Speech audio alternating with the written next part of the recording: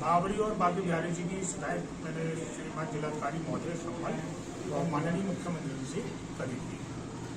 तो हमें जैसे जैसे पता चलता गया तो जो वो बता रहे थे कि रानी सुरेंद्रवाला की है और 1870 की है, हमने भी ये बताई थी।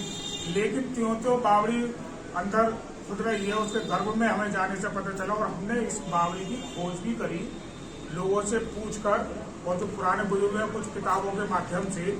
तो हमें ये पता लगा राजा कृष्ण कुमार जी के परदादा राजा आत्माराम जी ने 1700 में ये लगभग बनवाई है बावड़ी, क्योंकि उनका मुरादाबाद से बदायूं और बिजनौर ये इनके लश्कर दे इनकी रियासत थी। चूंकि चंदोसी हमारी सेंटर में पड़ती है मुरादाबाद और बदायूं के, तो उनको लश्कर को रोकने के लिए, लश्कर का विश्राम करने के लिए ये बावड़ी का निर्माण कराया गया। अब बात आ रही है कि तरह तरह दावेदार पैदा हो रहे हैं। एक शिप्रा गेरा नाम की महिला ने इस पर कहा था कि ये मेरी दादी थी रानी सुरेंद्रवाला। रानी सुरेंद्रवाला रानी नहीं थी, जब इतिहास को खंगाला गया वो एक नर्तकी थी।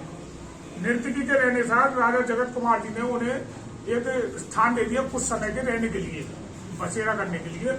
लेकिन उनके साथ जो नर्तकी दूसरी रामकली उर्फ चंद्रवती आई थी, तो उनकी शादी ताराचंद मल्होत्रा जो साइकिल से कपड़ों की फेरी करते थे वो उनसे हुई थी।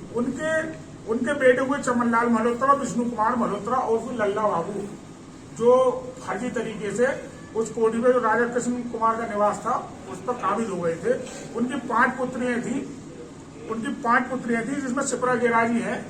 शिप्रा गेराजी ने भ्रमित करने के लिए, अपने आप को हाईलाइट करने के लिए वो अपनी बावड़ी बताने लगी। और बावड़ी के जो असली वंशज हैं राजा कृष्ण कुमार के राजकुमार जी, फिर राजा जगत कुमार जी और रानी प्रीतम कुमार जी और उनकी पुत्री राजकुमारी इंद्रमोहनी से राजा चंद्रवीर सिंह जी सामने है। तो असली वंशज का ये पूरा खाका यहाँ निकल कर आया है। और जो भी दुष्प्रचार कर रहा है शिप्रा गेरा जी को भी मैं चैलेंज करना चाहूंगा कि वो आए और अपने बताएं वो किस प्रकार से बता रहे हैं। और माननीय राजा जी का भी ये कहना है कि जो पूरा तत्व विभाग है इस ऐतिहासिक चंदोसी के ऐतिहासिक धरोहर को पूरा तत्व को सौंपने के लिए तैयार है।